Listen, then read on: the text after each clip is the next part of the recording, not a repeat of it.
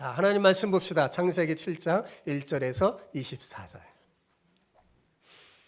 제가 한 절 읽고 여러분 한 절 읽고 교독합시다. 여호와께서 노아에게 이르시되 너와 내 온 집은 방주로 들어가라. 이 세대에서 내가 내 앞에 의로움을 내가 보았음이니라.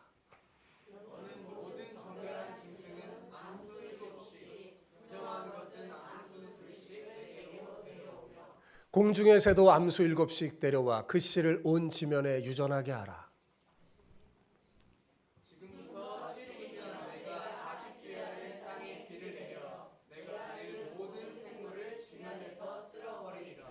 노아가 여호와께서 자기에게 명하신 대로 다 준행하였더라.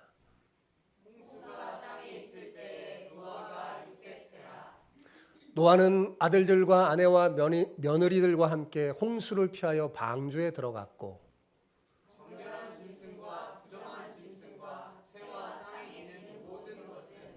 하나님이 노아에게 명하신 대로 암수들씩 노아에게 나와 방주로 들어갔으며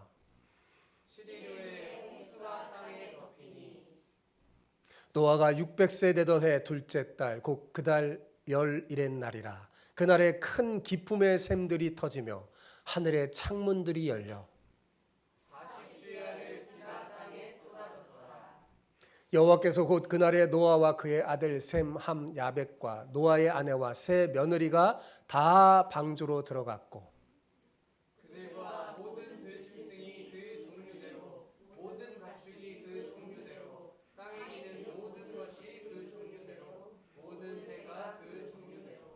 무릇 생명의 기운이 있는 육체가 둘씩 노아에게 나와 방주로 들어갔으니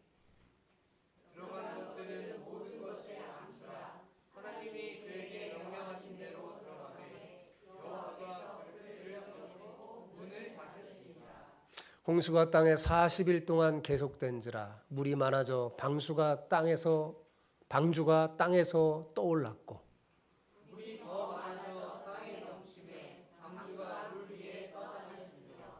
물이 땅에 더욱 넘침에 천하의 높은 산이 다 잠겼더니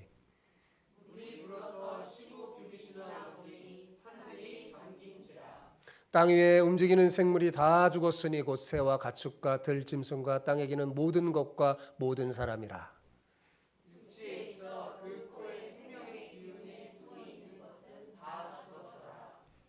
지면의 모든 생물들을 쓸어버리시니 곧 사람과 가축과 기는 것과 공중의 새까지라. 이들은 땅에서 쓸어버림을 당하였으되 오직 노아와 그와 함께 방주에 들어갔던 자들만 남았더라. 땅에 넘쳤더라. 아멘. 긴 본문 다 읽느라고 수고하셨습니다. 여러분, 네덜란드의 한 건축가 요한 휘버스라는 사람이 7년간의 노고 끝에 현대판 노아의 방주를 직접 만들었다고 합니다. 성경에 하나님이 내준 그 설계대로 준비된 영상을 한번 보겠습니다. 성서 송노아의 방주가 그대로 재현됐습니다. 길이 125m, 너비 29m, 높이 23m, 연면적 5,000평, 무게만 3,000톤 규모인 나무배입니다. 네덜란드의 건축가 요한 휘버스 씨가 7년에 걸쳐 만들었습니다. 10여 년 전 제작해 세계적인 관심을 끌었는데 이 방주가 한국에 설치하는 방안이 추진됩니다. 기독교계 인사들로 구성된 한국노아의 방주 유치위원회에 따르면 휘버스 씨가 기증하겠다는 의사를 표명해 협의가 진행 중이라고 합니다. 한국을 찾아와 애기봉 평화생태공원을 방문할 정도로 한반도의 남북 분단에 많은 관심을 보여온 휘버스 씨는 평화에 대한 염원을 담아 한국에 기증하겠다는 의사를 밝혔다고 합니다. 수도권 지방자치단체가 기증받아 설치하는 방안이 유력합니다. 사실 노아의 방주는 작년에도 한국으로 이주가 추진되다 무산된 적이 있는데요. 올해는 실제로 한국에 설치가 가능할지 주목됩니다. 조만간 최종적으로 설치가 결정될지 또 장소를 어디에 할지 결정된다고 하는데요. 현재 네덜란드에 있는 만큼 한국에 오려면 2달 반이 걸립니다. 바지선에 실어 옮겨오는데 운반비, 보수비, 설치비를 감안하면 최대 70억 원이 예상됩니다. 놀랍죠? 저기 2023년도 뉴스인데 추진된다가 지금 어떻게 되는지 모르겠습니다. 영국 BBC 뉴스에 따르면 이 요한 휘버스라는 사람이 1992년에 자기 조국 네덜란드가 홍수에 잠기는 악몽을 꿨다고 합니다. 그래서 벌떡 일어나서 노아의 방주를 만들겠다는 계획을 그때 세웠다고 해요. 그래서 2005년 5월에 직접 전동기구만 사용해서 거의 모든 부분을 수작업으로 완성했다고 합니다. 여러분, 놀라운 것은 특정 종교나 지역을 넘어 전 세계의 다양한 문화권 모두에 홍수 심판에 대한 전설이 있다는 사실을 아십니까? 네.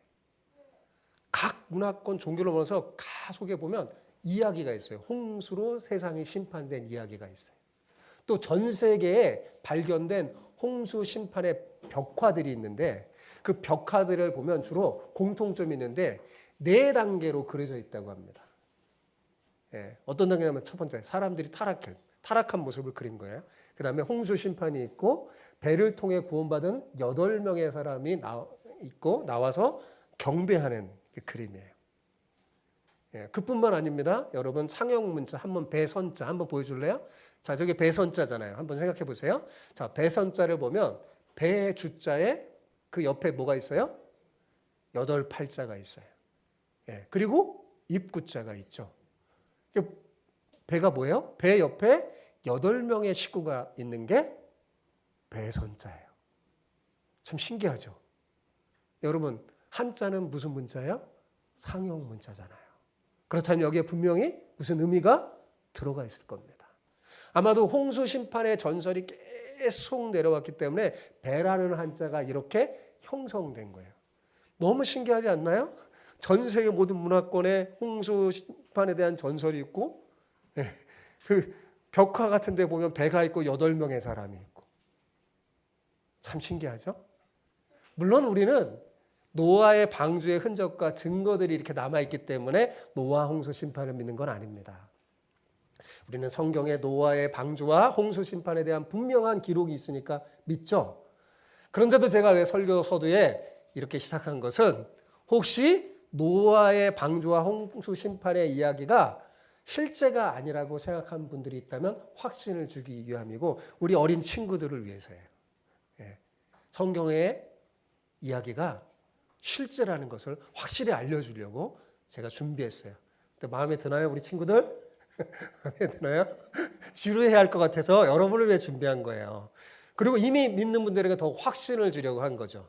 자, 어때? 조금 확신이 생겼나요? 네. 여러분, 부활을 믿지 못해서 심지어 예수님이 부활한 걸 본 다른 제자들이 예수님이 부활하셨다고 막 말해도 믿지 못했던 제자가 있었죠. 누구죠? 도마. 그죠? 그 도마에게 예수님이 나타나 자기 몸을 보시면서 이렇게 말씀하셨어요. 너는 나를 본고로 믿느냐? 보지 못하고 믿는 자들은 복되도다. 옆 사람에게 이렇게 축복하면서 인사합시다. 이렇게 하는 거예요. 보거나 듣지 못해도 하나님의 말씀을 믿는 당신은 자,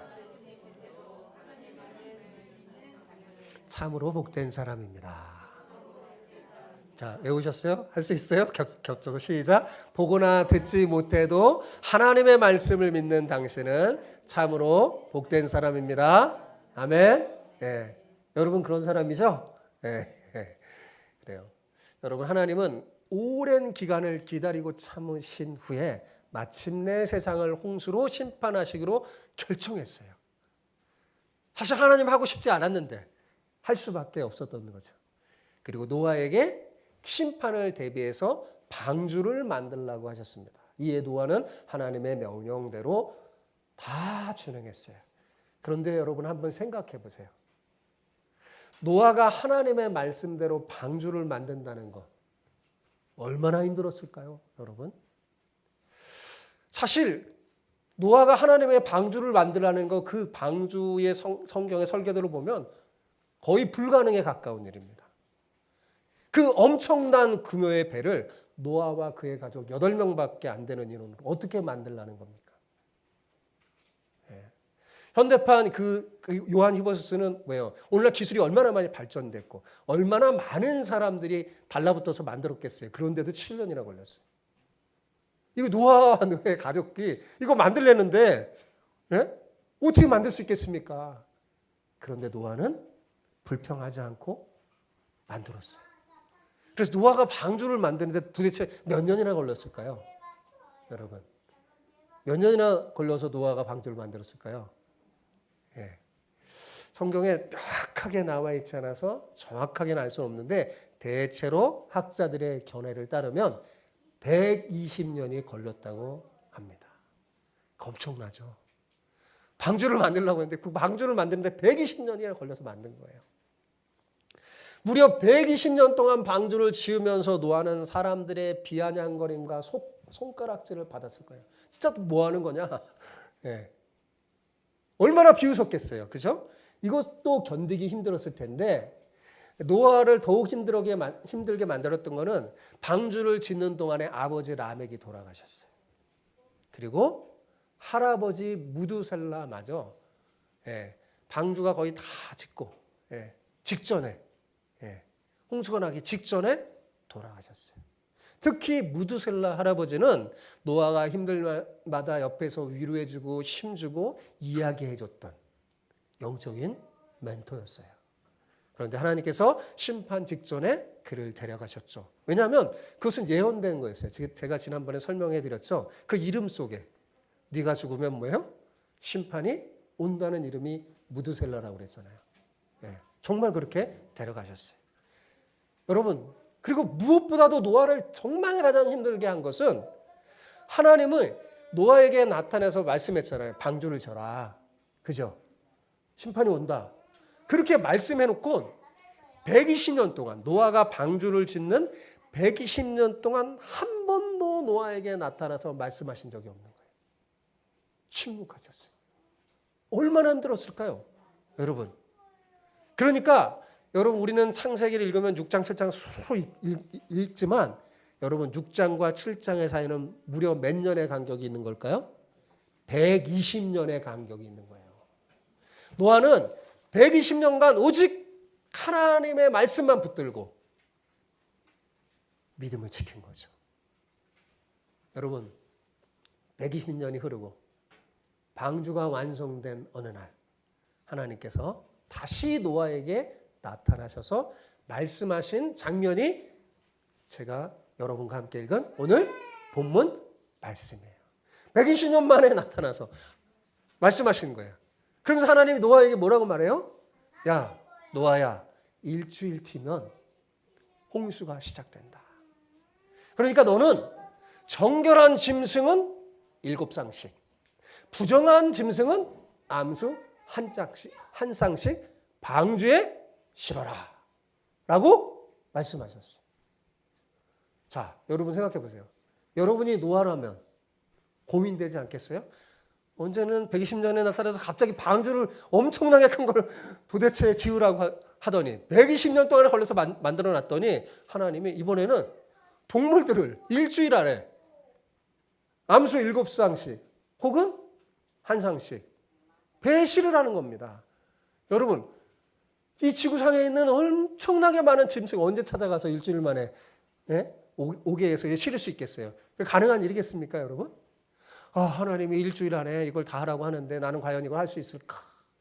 고민하고 있는데 여러분 갑자기 저 멀리서 먼지와 함께 엄청난 소리가 들리는 겁니다. 자세히 보니까 여러분 라이온킹 영화 봤어요? 마치 라이온킹 영화에 보면 동물들이 쫙 오잖아요. 그런 것처럼 동물들이 탁 질서 맞춰서 암수씩 짝을 지어서 쫙 방주 쪽으로 오는 거예요.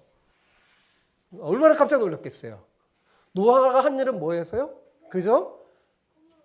걸어오는, 자기 방주 쪽으로 걸어오는 세는 거죠. 하나님 말씀대로 정결한 7, 한 장씩 다 세서 방주에 집어넣는 거였어요. 그 다음 날도 또 그 다음 날도 계속 짐승이 몰려와서 동물들이 몰려와서 정말 일주일 안에 모든 동물들을 방주 안에 집어넣을 수 있었습니다. 여러분 여기서 우리는 중요한 진리를 깨닫게 돼요. 우리가 하면 어렵지만 하나님이 하시면 쉽다는 사실입니다.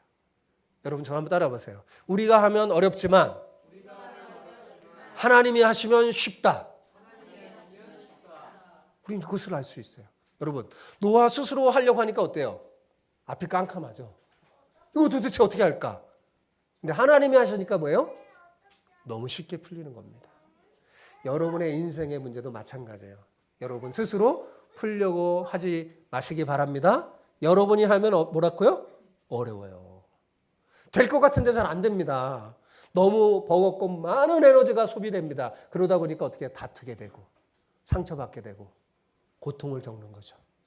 그런데 하나님이 하시면 쉬워요. 그럼 어떻게 하면 하나님이 하시게 할 수 있을까요? 예. 하나님께 맡기면 되잖아요. 그죠? 예. 기도하는 거예요. 하나님을 생각하고 하나님 말씀을 생각하고 기도하는 거예요. 그냥 내가 다 하려고 하면 여러분이 일할 것이지만 여러분이 하나님께 부탁하면 기도하면 하나님이 일할 줄 믿습니다. 예. 그런데 여러분 또 생각해 보세요. 본문을 읽으면서 생각했는데 여러분 하나님은 바로 홍수를 그냥 내려도 되잖아요. 그래서 심판한다고 하니까 방주가 딱 완성됐으면 그냥 내리시면 되잖아요. 근데 하나님은 왜 굳이 노아에게 일주일 후에 홍수가 내릴 거다라고 말씀한 걸까요? 이상하지 않나요? 예. 아니면 노아에게 말해도 야 내일이면 될 거야 이렇게 되는데 일주일 후에 홍수가 내릴 거라고 말씀했어요. 왜 그랬을까요? 마지막까지 사람들에게 기회를 주신 겁니다. 뭘 주신 거라고요? 기회를. 엄밀하게 말하면 사실 하나님은 120년 동안 기다리면서 기회를 주신 거예요. 아마도 노아는 일주일 뒤에 하나님이 이 땅을 홍수로 심판하십니다. 지금이라도 늦지 않았으니까 이제 방주가 완성됐어요. 들어오세요 라고 외쳤을 겁니다. 그러나 안타깝게도 노아의 말을 듣고 돌이켜 방주에 들어간 사람이 있었어요? 없었어요? 한 사람도 없었습니다. 노아가 120년 동안 방주를 만들면서도 심판의 메시지를 전했고 그리고 마지막 일주일 남기고도 전했는데 단 한 사람도 돌이키지 않았다는 그 사실에서 우리는 당시 노아 시대의 사람이 얼마나 강팍하고 어리석었는지 깨닫게 됩니다. 여러분, 오늘날도 하나님께서 당장 세상을 심판하지 않는 이유는 기회를 주시기 위함이에요. 진짜 어떻게 보면 당장 심판을 받아도 마땅한 세상입니다. 그런데 그렇게 하지 않는 것은 뭘 주시기 위함이라고요? 기회를 주시기 위함입니다. 하나님께서는 믿는 우리를 통해 경고하게 하고 세상에 한 영혼이라도 더 구원하기 위해서 오래 참고 계시는 거예요. 아마도 당시 사람들은 노아 홍수에 대한 그 노아의 경고를 미친 말로 여겼을 겁니다. 왜요? 홍수가 심판된다고 막 노아가 예언했거든요. 그런데 120년이 다 돼가도록 홍수가 내려요, 안 내려요? 안 내리니까요. 홍수 심판은 말도 안 되는 비현실적인 이야기처럼 들렸을 겁니다. 그러나 노아는 믿음으로 계속 외쳤어요. 비록 그 눈앞에 홍수가 보이지 않지만 하나님이 하신다고 그랬잖아요. 그 하나님의 말씀을 믿고 방주를 만들면서 사람들에게 심판의 메시지를 경고하면서 회개하여 하나님께 돌아오도록 힘썼어요. 여러분, 믿음은 바로 노아처럼 이렇게 하나님의 말씀을 붙잡는 거예요. 때로 현실성 없어 보이고 또 거꾸로 가는 것 같고 세상 사람과 달리 헛수고 하는 것처럼 보여도 하나님 말씀을 붙들고 끝까지 가는 게 그게 성경이 말하는 진짜 믿음이에요. 노아가 그러했듯이 말합니다. 여러분도 그런 믿음을 가지시기를 축복합니다. 예. 하나님이 이런 노아를 보시고 이렇게 말씀하셨어요. 1절을 보십시오. 1절 같이 한번 읽어볼까요? 여호와께서 노아에게 이르시되 너와 내 온 집은 방주로 들어가라. 이 세대에서 내가 내 앞에 의로움을 내가 보았음이라. 예. 얼마나 놀라운 말씀이에요. 하나님이 노아를 보고 뭐예요? 이 세대에서 내가 너의 의로움을 보았다. 이렇게 말씀해 주셨어요. 여기에 노아의 의로움이란 노아의 믿음을 말하는 거예요. 노아가 의로운 것은 비록 눈앞의 현실은 홍수가 일어나지 않는 상황이지만 하나님의 말씀을 끝까지 믿고 하나님의 명령대로 다 준행했기 때문입니다. 노아 시대에는 아무도 하나님을 믿지 않고 하나님의 말씀대로 사는 사람이 하나도 없었어요. 그러나 노아만은 하나님을 믿고 섬기면서 하나님의 명령대로 다 준행했어요. 그러므로 하나님이 노아를 보고 이 세대에서 네가 내 앞에서 의로움을 보였구나. 내가 보았다라고 말씀하는 거예요. 사랑하는 성도 여러분, 저는 하나님께서 노아를 보고 이렇게 말씀한 것처럼 오늘날 우리에게, 여러분에게도 이렇게 말씀했으면 좋겠습니다. 그 1절에 줄을 탁 치고 하나님이 나를 보고 이렇게 말씀하셨으면 소망을 품기 바라요. 저는 여러분이 노아와 같은 신실한 믿음의 사람이 됐으면 좋겠어요. 여러분 이렇게 생각하면 절대 안 됩니다. 성경을 읽을 때 어떤 믿음의 인물들 보면서 노아는 특별한 사람이니까, 특별한 믿음의 사람이니까 가능했고 나 같은 사람은 불가능할 거야. 그렇게 생각하면 안 됩니다. 그렇지 않아요. 노아도 우리와 똑같은 성정의 사람이고 실수가 많은 사람이에요. 그러나 뭐예요? 하나님이 하신 말씀을 믿은 거죠. 그러므로 우리도 하나님 말씀을 굳게 붙들고 나아가면 노아처럼 충분히 살 수 있음을 믿습니다. 우리가 그렇게 믿음을 지키며 살아갈 때 하나님께서 분명히 우리에게 말씀할 거예요. 이 세대에서 내가 내 앞에서 의로움을 내가 보았노라. 아무개 권사 집사야. 우리 친구야. 내가 이 시대에 너 같은 애를 못 봤구나. 내가 너의 의로움을 보았다. 이런 말을 다 듣는 우리 주마 함께 모든 성도가 되기를 축복합니다. 그리고 본문을 묵상하다 보면 또 의문이 드는 게 하나 있어요. 하나님께서 왜 부정한 짐승을 노아 방주 안에 넣은 걸까요? 저만 그런 의문이 드나요? 하나님이 정결한 짐승 7쌍, 그러면 8쌍 넣던데. 정결한 짐승 7쌍. 부정한 짐승은 한 쌍씩. 이렇게 넣으라고 했어요. 부정한 짐승도 방주에 넣으라고 했어요. 하나님께서 이 땅의 모든 악한 것을 진멸할 때 왜 굳이 부정한 짐승을 방주 안에 함께 넣으라고 한 걸까요? 여러분, 정한 거, 깨끗한 것만 넣기에도 모자랐을 텐데 말입니다. 그래서 제가 묵상하는 가운데 런던 어시장에 청어를 파는 유명한 사람이 생각났어요. 여러분들 그 이야기 한 번쯤 들어봤을 거예요. 자, 그가 유명한 까닭은 다들 이들이 파는 청어는 항상 시들거나 죽은 거예요. 왜냐하면 멀리서 청어를 잡았다가 런던 어시장까지 가져오려면 시간이 걸리면서 오는 중에 다 시들거나 죽어버려요. 근데 이 사람이 파는 거 늘 싱싱하게 살아있는 겁니다. 그래서 사람들이 그에게 묻죠. 아니 북대서양 어장에서 잡아 런던까지 가져오는데 시간이 정말 오래 걸릴 텐데 어떻게 해서 당신이 파는 청어는 이렇게 펄펄 살아서 싱싱하게 있는 겁니까? 그렇게 묻는 사람에게 그는 아주 간단하게 대답해 줬어요. 메기 한 마리씩 넣어두거든요. 여러분, 청어는요, 메기 밥이에요.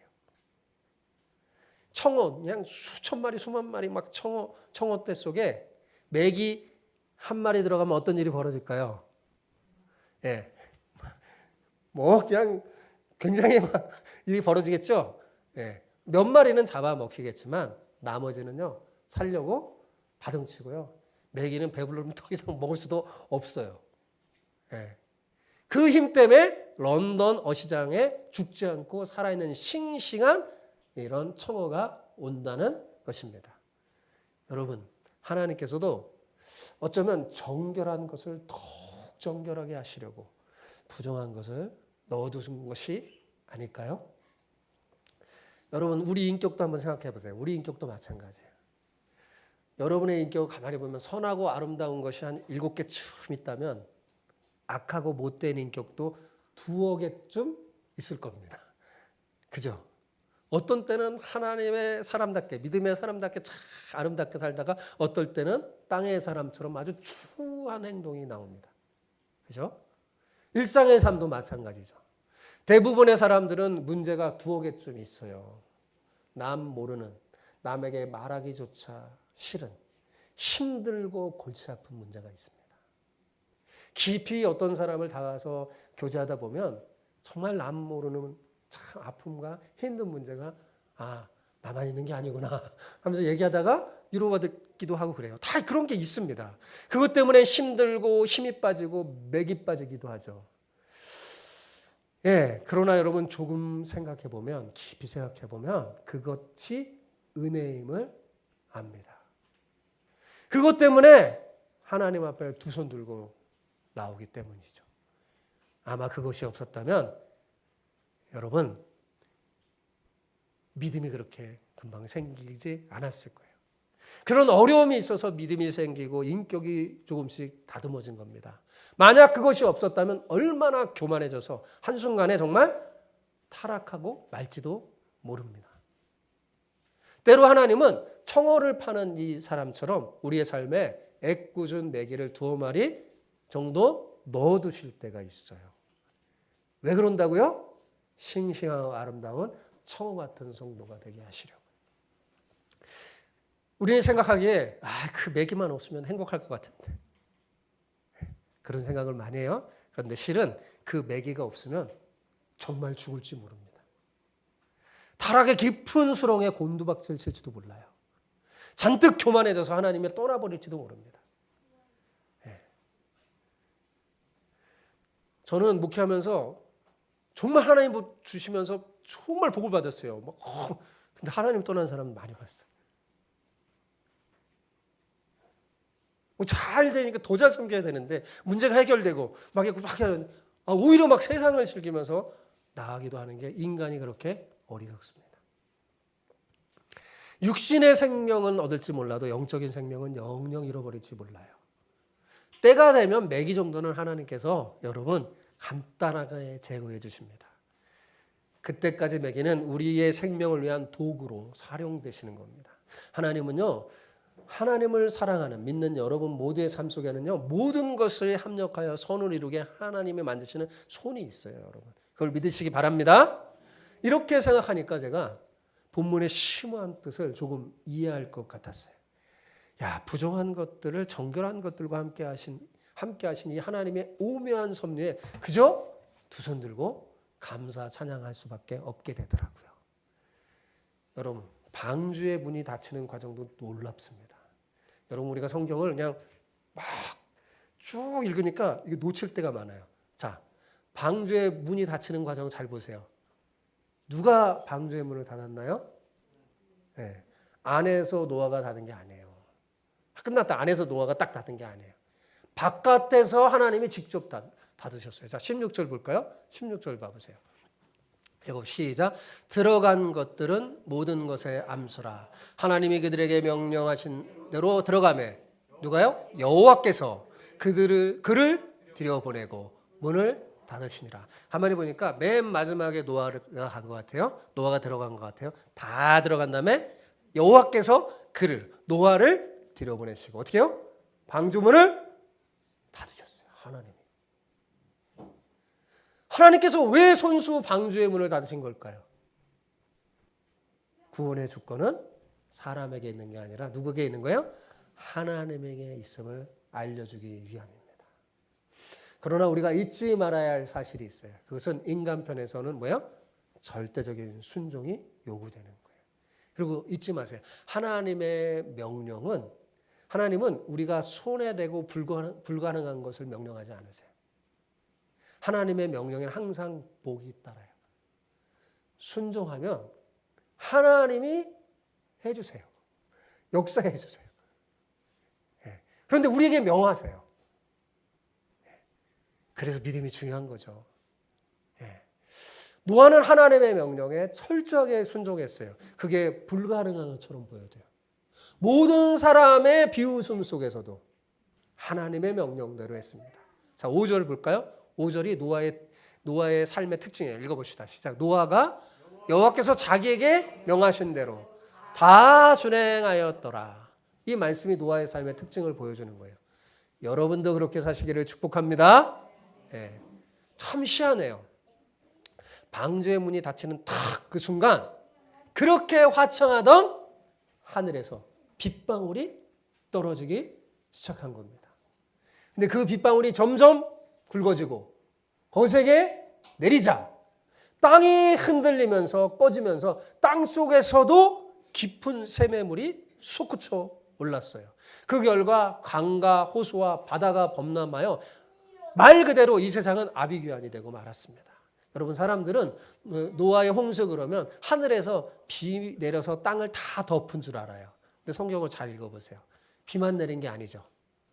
땅이 꺼지고 갈라지면서 위에서도 내리고 아래에서도 물이 막 쏟아지면서 총체적으로 물들이 위에서 아래에서 팍 나오면서 세상을 덮친 거예요. 네, 성경에 그렇게 기록되어 있잖아요. 그죠? 네. 그제야 사람들이 큰일 났다고 생각하면서 막 방주에 올라와서 문을 두드리겠죠. 네. 이제야 당신만 알겠다고 열어달라고 팍 했는데 때는 이미 늦었어요. 노아도 열어주고 싶었을 거예요. 근데 아무리 노아가 열려고 해도 열 수가 없어요. 왜요? 하나님이 닫으셨기 때문에 그래요. 네. 여러분, 한 번 닫힌 구원의 문은 절대로 열리지 않습니다. 구원의 문이 언제나 열려 있는 게 아니에요. 그러니까 언제가 기회예요? 열려 있을 때가 기회예요. 그러니까 지금이 기회입니다. 네, 지금이 기회예요. 오늘날 교회는 현대판 노아의 방주예요. 열려 있는. 이때가 기회예요, 여러분들의. 언젠가 하나님께서 직접 다 닫으실 거예요. 들어오고 싶어도 못 들어오는 거죠. 여러분, 21절에서 마지막 24절까지를 읽어보면 전부 다 죽었다는 말을 반복하면서 방주에 들어가지 않는 사람을 비롯해 모든 생물이 다 죽었다고 강조합니다. 여기서 우리는 뭘 알 수 있습니까? 하나님의 말씀은 반드시 이루어지고 죄는 얼마나 무서운 것인지 알 수 있어요. 자, 설교 다 했습니다. 정리해 봅시다. 왜 하나님은 홍수로 세상을 멸망시키신 걸까요?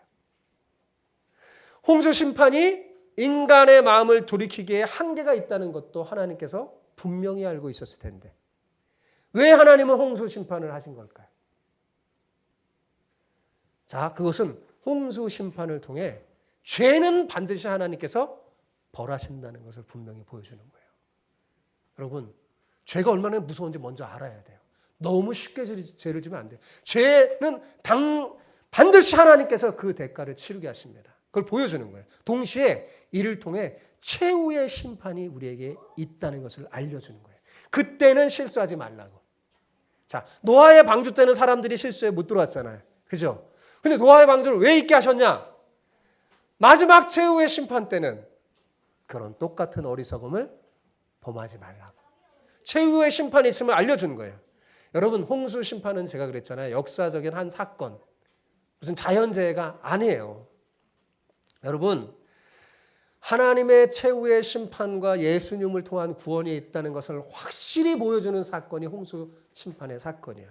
노아의 방주는 사실 예수님의 구원을 예표하는 사건입니다. 당대 의인 한 사람으로 말미암아 지구상의 모든 생명을 보존했잖아요. 다 죽는 가운데. 그래도 하나님 보존했죠. 그런 것처럼 후에 여인의 후손으로 오실 예수님을 통해 인류가 구원될 것을 예표하는 거예요. 그러니까 홍수 심판의 사건은 심판과 구원을 통해 하나님의 공의와 은혜를 동시에 보여주는 복음의 핵심이 다 담겨져 있어요. 예. 모두가 다 죽는 가운데 구원을 얻는 길이 있음을 알려주는 거죠. 노아 심판을 통해서 경각심을 주는 거예요. 그래서 예수님이 마지막 때를 얘기할 때마다 늘 언급한 사건이 있어요. 그게 뭐예요? 노아 홍수. 마지막 때는 노아의 때와 같다. 그게 말하는 거예요. 정신 차려라. 그런 거죠. 사랑하는 성도 여러분, 정말 오늘날 우리는 노아의 시대와 같은 시대에 살고 있습니다. 노아는 악이 가득한 이 시대에 믿음의 사람이 어떻게 살아야 하는지 보여주는 모델과 같아요. 어느 때보다 여러분 진짜 이해하지 못한 일들이 막 벌어지죠. 어떻게 사람이 저렇게 하고 저렇게 할 수 있을까? 너무 사람이 악해. 그런 생각이 들죠. 그런 시대에 믿음의 사람은 우리는 어떻게 살아야 하는지 노아가 알려주는 거예요. 이 시대에 우리도 노아처럼 살아야 합니다. 자, 노아처럼 뭐예요? 하나님의 명령을 따라 살아가는 거예요. 그렇죠? 하나님이 준행한 대로 살아가는 거예요. 그러면서 사람에게 알려야 되는 겁니다. 예수님 믿지 않고 계속 죄 지으며 사면 결국 망한다는 사실을. 우리 친구들도, 우리 주맘 친구들도 마찬가지야. 친구들에게 막 나쁜 짓 하고 예수님 안 믿는 친구들, 너 계속 그렇게 하면 망해. 알려줘야 되는 거예요. 예. 그러면서 동시에 또 꼭 말해야 될 게 있어요. 그런데 망하지 않는 길이 있어. 예. 구원의 길이 있으면 알려줘야 돼요. 예. 그럼 궁금해할 거 아니에요. 궁금해? 그러면 이제 얘기를 해줘요. 예수님 믿으면 멸망하지 않고 구원받을 수 있어. 그러면서 노아 이야기를 한번 해주세요. 우리 친구들은 알았죠? 노아 이야기. 예, 노아 이야기를 해주세요. 여러분 모두 교회가 바로 현대판 방주임을 많은 사람에게 알려서 한 사람이라도 더 교회의 방주에 들어와 구원받을 수 있도록 힘쓰는 복의 통로가 되기를 축복합니다. 아멘.